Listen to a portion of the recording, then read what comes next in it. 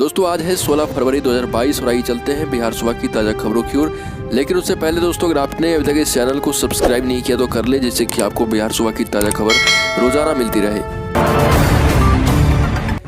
पहली और बड़ी खबर, बिहार में लगातार बढ़ते अपराध और अपराधियों के मनोबल को लेकर चिराग पासवान और उनकी पार्टी ने नीतीश सरकार के खिलाफ हल्ला बोल दिया।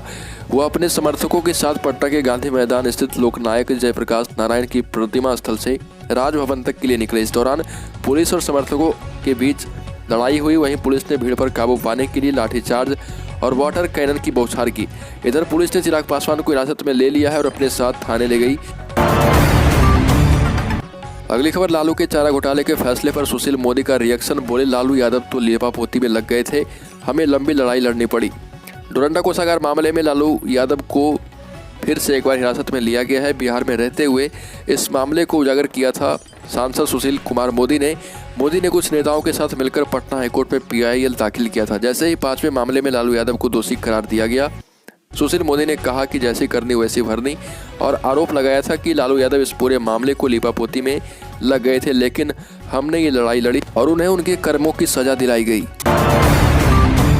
अगली खबर, राज्य विश्वविद्यालय और महाविद्यालय कर्मचारी महासंघ द्वारा वेतन देने को लेकर बिहार टेक्स्ट बुक कॉर्पोरेशन स्थित वेतन कोषांग के सामने कर्मचारियों ने प्रदर्शन किया। संघ के महामंत्री ब्रजकिशोर सिंह ने कहा कि वेतन कोषांग का गठन जिस दिन हुआ था उसमें सरकार का निर्णय था कि 15 दिन में कमेटी गठित कर उनके वेतन का सत्यापन हो, लेकिन 5 साल से आवेदन पड़ा हुआ है, फिर भी सरकार इस पर ध्यान नहीं दे रही। ब्रजकिशोर सिंह ने कहा कि कर्मचारियों का 25% वेतन काटा जा रहा। 2017 से एरियर रोक दिया गया है और सरकार से मांगे कि इन सभी चीज़ों को जल्द से जल्द चालू किया जाए। अगली खबर, डोरंडा कोषागार से अवैध निकासी मामले में लालू प्रसाद यादव दोषी करार दिए गए। इसके बाद पूर्व मुख्यमंत्री राबड़ी देवी के पटना स्थित आवास पर बड़ी संख्या में कार्यकर्ता जुटे हुए हैं। कोर्ट का फैसला आते ही कार्यकर्ताओं के चेहरे पर मायूसी छा गई और कार्यकर्ताओं ने कहा कि लालू प्रसाद को फंसाया जा रहा। देश में बड़े बड़े घोटाले हो रहे, कई घोटाले सामने भी आ रहे, उन सब पर कोई कार्रवाई नहीं हो रही। राजद सुप्रीमो को इसलिए फंसाया जा रहा कि ताकि गरीबों और पिछड़ों की लड़ाई को कमजोर किया जा सके। अगली खबर, भागलपुर जिले के बहुचर्चित सृजन घोटाले में बड़ी कार्रवाई की गई। मामले को लेकर CBI की टीम फिर से सक्रिय हो गई है। सृजन घोटाले में स्पेशल जज CBI पटना कोर्ट ने कार्रवाई करते हुए घोटाले में शामिल सतीश कुमार झा व रजनी प्रिया को हाजिर होने का आदेश दिया। इसके लिए दोनों के अपार्टमेंट पर 0 माइल थाना में 18 फरवरी तक हाजिर होने का इश्तेहार चिपकाया गया है।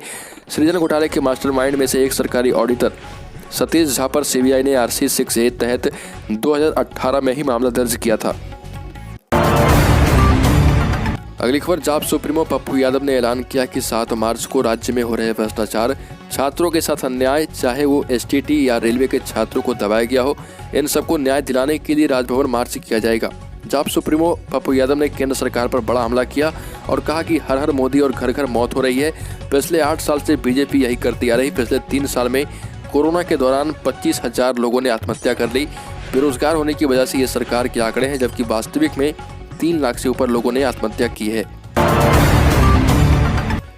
अगली खबर, बिहार के 23 लाख घरों में स्मार्ट मीटर से बिजली दी जाएगी। 12 माह से बिहार के 23 लाख घरों में स्मार्ट मीटर से बिजली दौड़ाने की तैयारी है। स्मार्ट मीटर के बाद बिजली उपभोक्ताओं के कंट्रोल में होगी। हर दिन एक यूनिट की मॉनिटरिंग से लेकर खपत की पूरी जानकारी मिलती रहेगी। अब तक राज्य के 5 लाख से अधिक बिजली उपभोक्ताओं को स्मार्ट मीटर से बिजली मिल रही है। सरकार के निर्देश के बाद अब इसका विस्तार करते हुए 2022 में कई शहरों में स्मार्ट मीटर योजना के बड़े लक्ष्य पर काम किया जाएगा।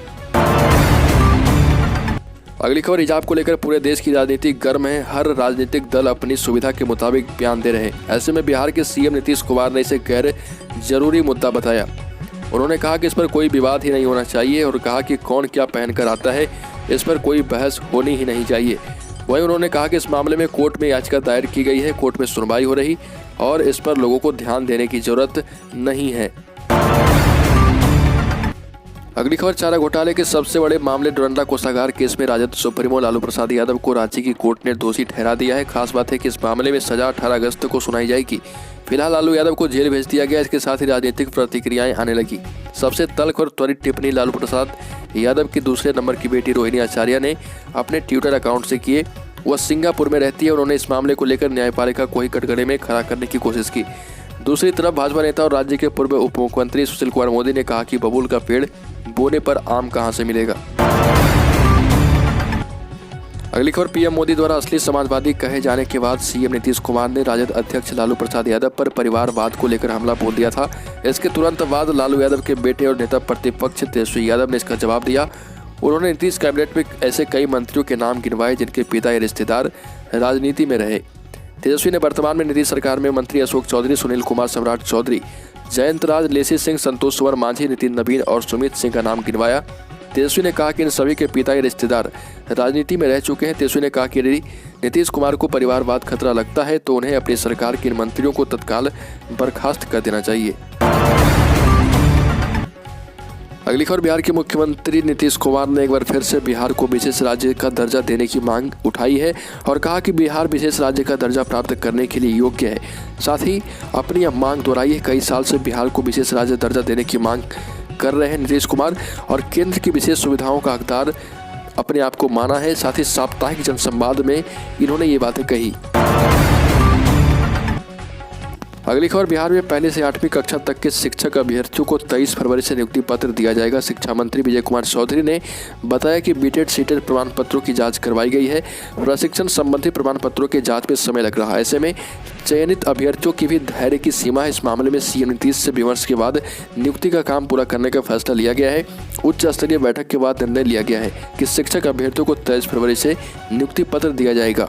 अगली खबर, बिहार के पूर्व मुख्यमंत्री लालू प्रसाद यादव के परिवार में सब कुछ ठीक नहीं चल रहा। लालू प्रसाद यादव के बेटे तेजस्वी यादव और तेज प्रताप यादव के बीच एक बार फिर दरार देखने को मिली है।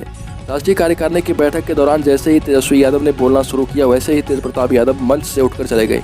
तेज प्रताप के इस कदम के बाद एक बार फिर दोनों भाइयों में मनमुटाव की खबरों को तुल देना शुरू कर दिया है। दरअसल कार्यकारिणी की बैठक के दौरान जिस वक्त तेजस्वी यादव अपना भाषण दे रहे थे, इस दौरान उनके बड़े भाई तेज प्रताप भी लालू के साथ मंच पर बैठे थे। तेजस्वी ने जैसे ही बोलना शुरू किया, तेज प्रताप अचानक से ही अपनी कुर्सी से उठे और कार्यकारिणी की बैठक से बाहर हो गए। और भारत के चुनिंदा 7 हवाई अड्डों में शामिल हुआ पटना एयरपोर्ट। आपको बता दें कि पटना के लोकनायक जयप्रकाश नारायण हवाई अड्डे को बड़ी उपलब्धि हासिल हुई। एयरपोर्ट क्वालिटी सर्वेक्षण के दौरान पटना एयरपोर्ट को वॉइस ऑफ द कस्टमर मान्यता के लिए चुन लिया गया है और इस तरह से ACI ने उन हवाई अड्डों को स्वीकार करने और पहचानने के लिए वॉइस ऑफ द कस्टमर पहल शुरू की है, जो अपने ग्राहकों को प्राथमिकता देना जारी रखते हैं।